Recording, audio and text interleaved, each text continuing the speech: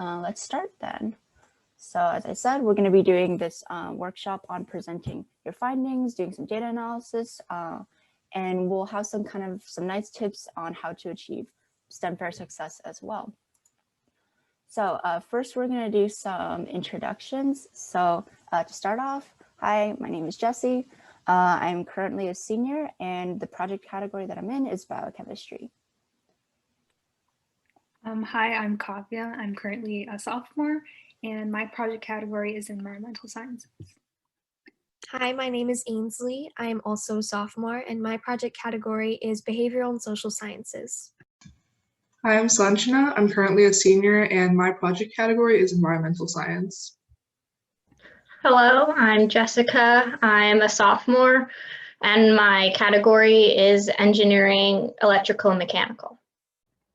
My name is Margaret. I'm a freshman, and my category is product and consumer testing. I don't think Anjana is here yet. Kelly, can you go? Yeah. Hi, my name is Kelly. I'm a sophomore, and my project category is microbiome.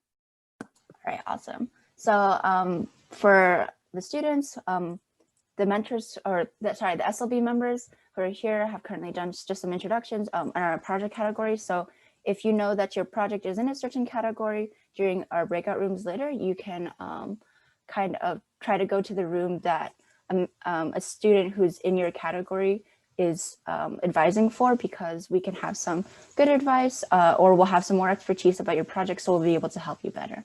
Okay, awesome. So some general public service announcements here. We just want to remind you that safety screening is December 31st. So if you haven't already, please go to the website and complete your safety screening as soon as possible. That's really important. You cannot compete if you don't complete safety screening. And if you have any questions about that, you can ask them in the chat or one of us later. All the fair updates for this year, as far as we know, are on the website. It is fully virtual. I'm not going to go too much into that, but it's all on the website. And you can follow us on Instagram for some updates and new workshops. And also, if you have any trouble with safety screening, our YouTube channel has like a specific series on how to do screening. We've worked very hard on these videos, so like they're very good. I can say that for sure. All right. So moving on, today we're going to go over these kind of topics. We're going to go over how to organize proper results. We're going to go over how to analyze your data after you've collected them, and the importance of labeling tables and graphs. What are like some just baseline things you should always do. We'll take you through some examples of graphing from tables, as well as calculating averages and percentages, some values that you should always be familiar with calculating. And then in the breakout rooms, we'll be going over things like calculating rates and percentage difference using Excel and Google Sheets. We'll be doing some demonstrations there if you're not sure on how to graph in those software. And then we'll also be doing general project advice. So I'll have a list of all the breakout rooms and their numbers later. So you can join them after the presentation. All right, awesome.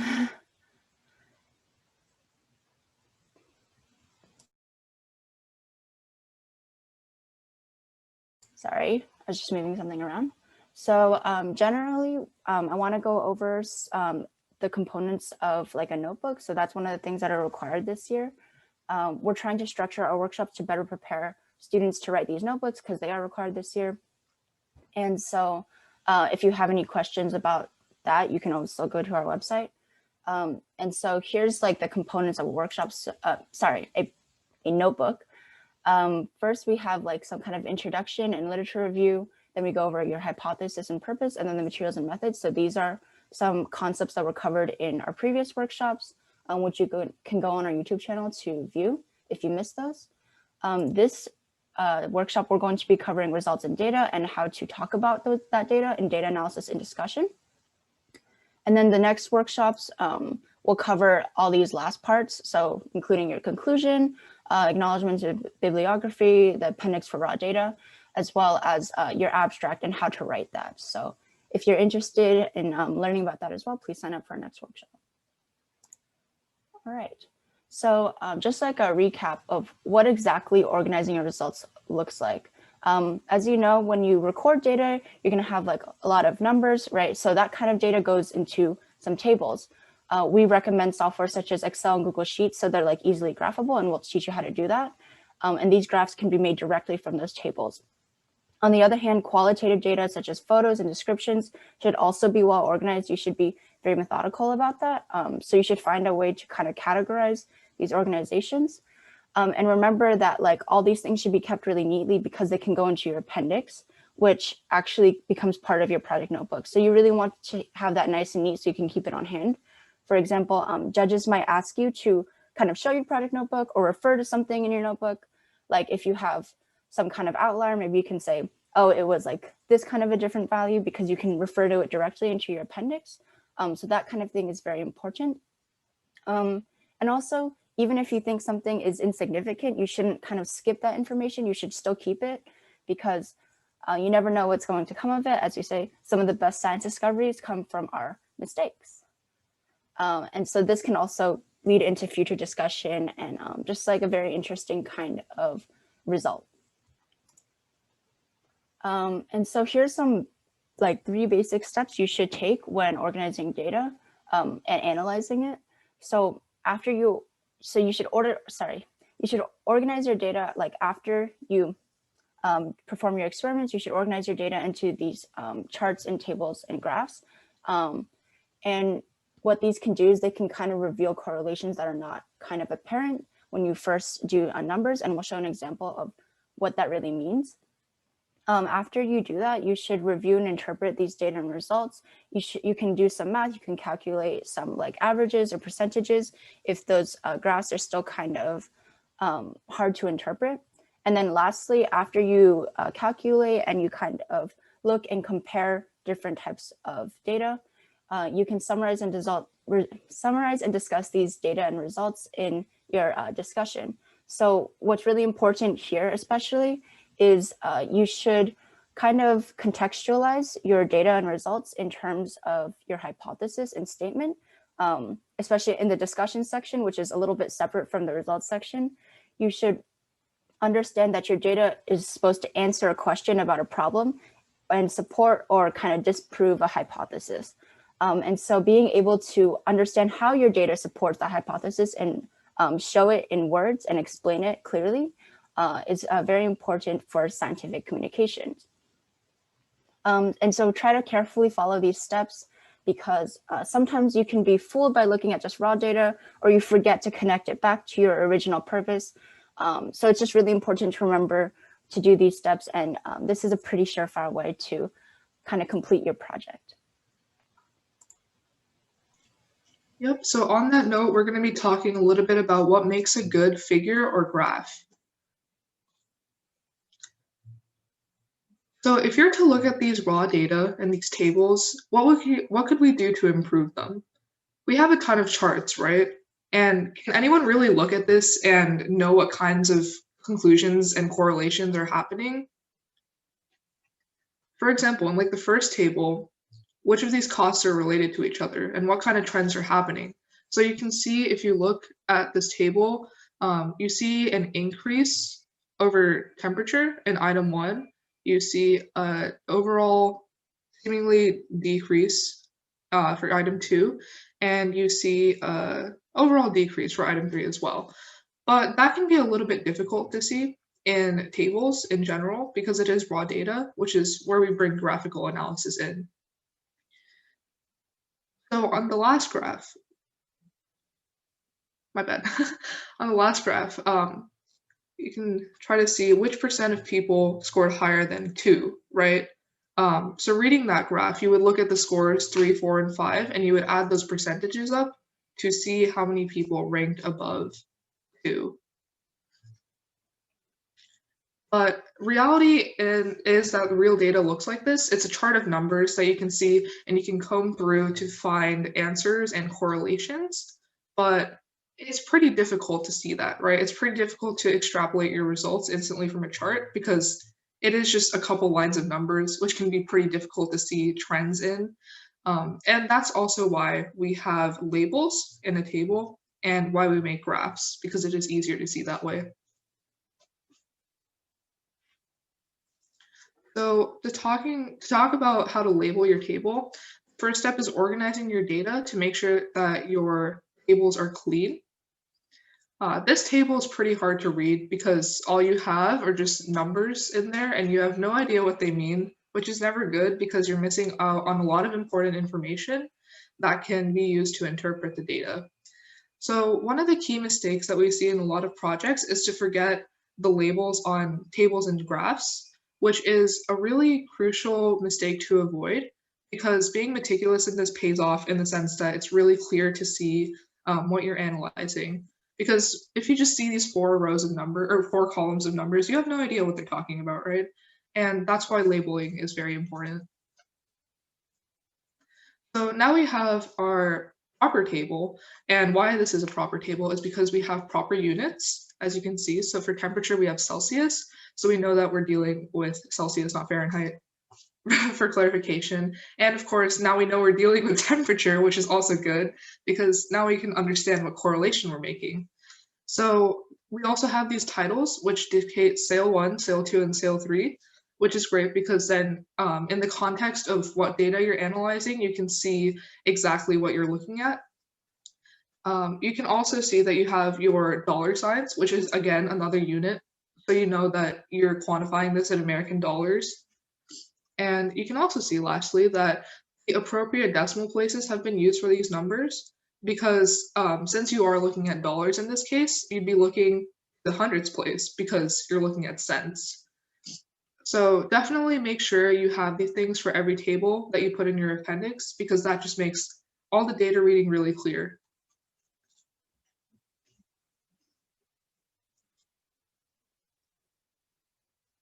So moving on to labeling a graph. So similar thing, right? If you take a look at this figure, is this a good figure? What are you measuring here? What is the difference between the series? What is the difference between the numbers on the x-axis and the y-axis? Unfortunately, without the units labeled, you can't really see that. And without the axes labeled, you can't see that as well. Because a good figure should be able to tell a good part of your story without doing much explaining. But in this case, we're just looking at 2 kind of curves, lines, right? You don't really see what's going on necessarily. It is a good visual representation of data, but you don't have any labels to explain what's going on. Which is why it's crucial to have these components of a graph. So here's the same figure, but we'll go through and tell you what makes that big difference, that makes this so much more readable.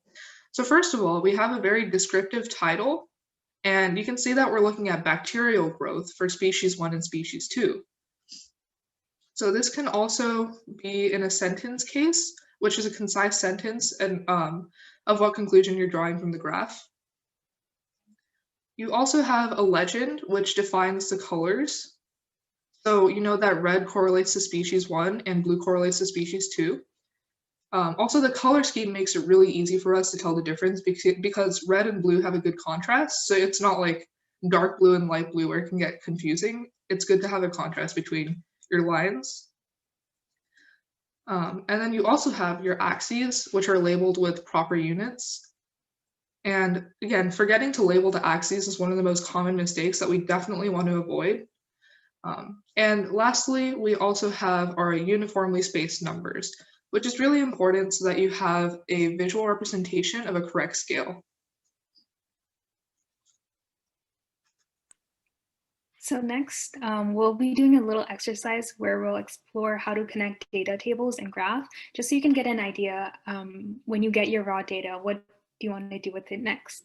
So data analysis is a very important part of science. So we want to effectively show you why we have to graph and what conclusion we can make from looking at them. So as Sanjana was saying before, if you just get your raw data, then it's very hard to make trends correct. So which is why it's good to correlate a table with some type of graph, just so you can show it. So we'll be taking you through what graphs for what data is appropriate and why it's important to know that and what they mean. So now we're gonna lead an exercise where yes, okay. So here's the first chart where we have temperature and the cost of 3 items, ice cream, hot cocoa, and cake. So what do you think is the best type of graph for this data? Jesse will post a poll right now, so you guys can take a guess.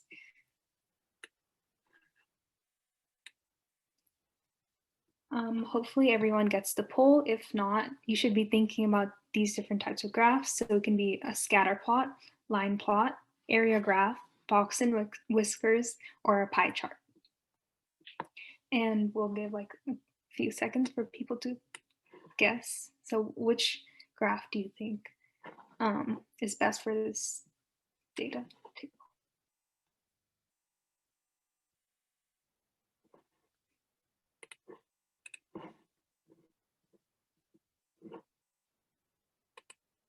Okay, about 50% of people have voted. Don't worry, you won't be graded on this. Mentors, you can go ahead and, oh, sorry, I keep calling you mentors, sorry. SLB members, you can also vote if you want. I didn't really reveal the result. I mean, you could have looked at the slides before, but I didn't really reveal the results, so could be a test for you.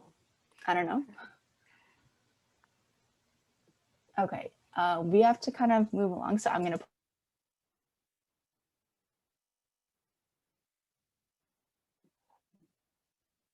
Great. Okay, cool. 50% of you guys said line plot, and that is correct. And we can also explain why it's not the other ones later on. So yeah, so one way to graph this data is through a line graph, which is useful to show different types of trends. So as you can see that with the different labels, with the ice cream, hot cocoa, and cake, you can see the trend of the price of the ice cream versus when the temperature increases, like so the sales basically as the sales rise. So next, sorry, just yeah. So just as to summarize the results, as we can see, as the temperature rises, the ice cream sales rise. And then as the temperature increases, the hot cocoa sales decrease. And cake sales appear to be temperature independent. So it's important to describe the relationship between the temperature and the sales, the independent and dependent variable, and also be able to recognize when there doesn't seem to be a relationship, like with the cake, for example. So even though, see, we've seen this difference, but I think by looking at the graph, it would have been harder to figure out that there's actually not a significant difference in the cake versus the ice cream and hot cocoa, which is why it's important to graph the data. And then there's some of you guys also said like that there's different types, there's other different types of graphs that you might be able to do. And it depends on, I guess, what you're trying to exactly show, but in this case, this graph would be the best. Just so now you have a clear definition as to the what is happening in all these large numbers. Okay, so next we have some kind of metric with species and time. So what kind of graph would be suited for this? What do you think? And Jesse will send out another poll. Yes, okay. So the options are pie chart, bar chart, line graph, scatter plot, and histogram.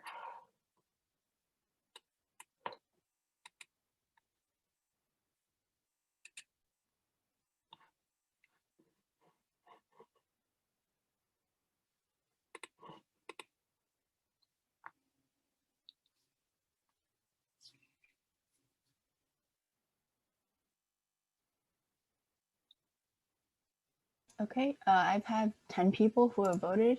Now 12. Actually, I don't know how many students are here, but I think there are at least, yeah. Sorry, does anybody know how many students are here? I think somewhere around 17. Okay. Yeah. Okay, well, if you're indecisive, that's okay. I have 15 votes, so I'm going to share the results. Okay, cool. Yeah, so as you can see, scatterplot and line graph have pretty close results, and both are correct actually. So this could be either a scatterplot or a line graph. And here we've plotted as a scatterplot with the line connecting the dots, making it a combination. And then you could have also made a line graph that would have made a linear line through these points, which would show the the average line of these points, and then you could find the average rate of change, etc., between species 1 and species 2. So this graph is useful when you have individual data points, and especially for plotting changes over time or large sample size with many data points. So the result statement could be something like, species 1 has an exponential growth and surpasses species 2 population at 10.5 hours. So as you can see with the scatter plot, you're able to see when exactly does species 1 surpass species 2. So that's something that's helpful to see, and scatter plot helps us with this. Okay, so here again, we have another table. So vote on which graph you think would suit it best, and Jesse will send out another poll. And again, the options would be scatter plot, bar chart, line graph, pie chart, and bell curve.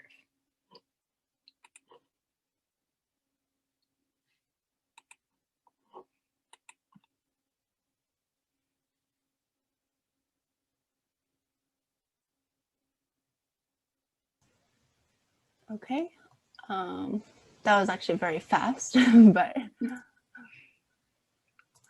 here we are. And yes, majority of you did choose bar chart, which is correct.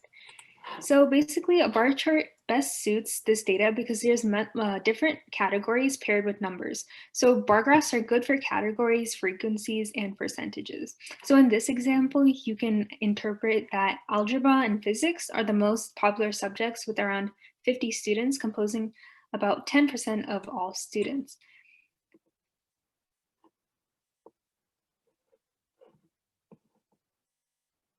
Okay, so lastly, we have a smaller table with percentages. So what would be great if you guys could vote on the best graph for this data.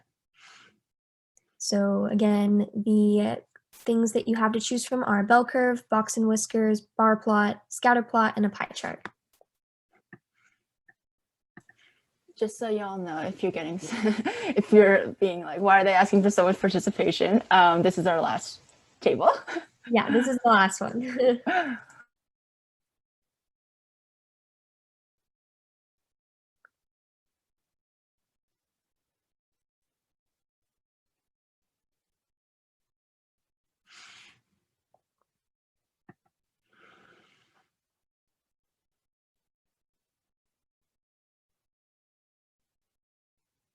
Okay, I'm gonna leave it up for maybe a couple more seconds, but 75% of you have voted, which is pretty good considering. Good job, you guys. Okay, I'm gonna end the poll now. All right, so it looks like the majority of you voted for the pie chart, which is correct. So the pie chart is the best for this data because it has percentages for fewer categories. In addition, percentages by definition are parts of a whole, which is represented best by a pie chart. Binary or yes or no data is also best represented in a pie chart. So here the interpretation could be that 51% of the people ranked the experience of a 2 and below. The most frequent response was 0 with 36%. Okay, so these are some other types of graphs. So we have an area graph, a box and whiskers plots, violin plots, heat maps, and histograms. So if you don't think that your data, if you think that your data doesn't fit any of the graphs that we just talked about, please feel free to come talk to us in the breakout rooms about these other types. Okay, so to review common mathematical values that most students use to summarize their data, we're now going to briefly go over how to calculate an average. So taking the class data, if we want to know the average number of students per subject, we want to take the sum of the number of students divided by the number of classes. So if you add up 18 plus 21 plus 29 and you go down the whole row of the data and then divide it all by 12 because that's the number of subjects, with a little math, we find that there's an average of about 34 students per class. Okay, so taking the same data that we just looked at, now we want to find the percentage of students in Spanish during the period that this survey was taken. So percent is the number of students we're interested in dividing by the whole total number of students multiplied by 100%. We find that the 44 students in Spanish represent about 11% of all students during this period. During the breakout room sessions, we will also be going over how to calculate these values in Excel and Google Sheets. So feel free to ask any questions during that time. Okay, now we're going to be moving on to summarizing, reviewing, and interpreting your results. So you've learned how to use some excellent data analysis techniques. Now, how should you talk about what those graphs mean? So in science, it's important to understand the difference between your results and your discussion, even though they're very similar. So your results will only be factual, specific numbers that describe your charts. It'll likely be describing the specific numerical aspects of the data, so the mean, median, standard deviation, etc. In contrast, your discussion expands upon your results and interprets them in the context of your research and opinions. You can attempt to explain why something happened the way it did, or what an outlier means. In addition, you should connect your results to your hypothesis and explain how it supports or rejects your initial predictions. So like we've been speaking about, your results are about identifying what's going on in the results. This means you need to find maybe some of the following values to interpret it. So like the mean, median, mode, standard deviation, standard error, which can all be useful in summarizing a general trend. Remember to compare across trials for prediction and contrast various conditions to investigate your hypothesis.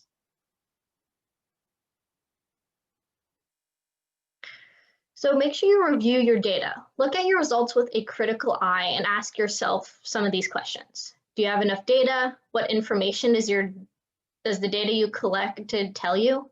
What trends or patterns do you see? Did you get the results you expected? And if you have unexpected results, try and figure out why. Was there a problem with your hypothesis? Did you make a mistake, or etc.? So in the results section, you need to use purely objective observations. So a surefire way is to summarize exactly what you see and make sure to keep the word I and your opinions out of it. Even if you're sure that something happened due to something you read about before, those opinions go into the discussion. So some sample statements to use to summarize results would be the most or least frequent response was blank by blank. The difference between blank and blank was blank. So make sure to keep using units of measurements in your statements as appropriate. Some example statements you can use are the most frequent response for 30 fifth grade students was 3 hours per day for TV viewing with an average of 2.8 hours. Or the untreated control plates grew on average 43.25 plus or minus 29.1 CFUs. The zinc oxide plates grew on average 3 plus or minus CFUs, and both the copper and silver nitrate groups had 0 CFUs.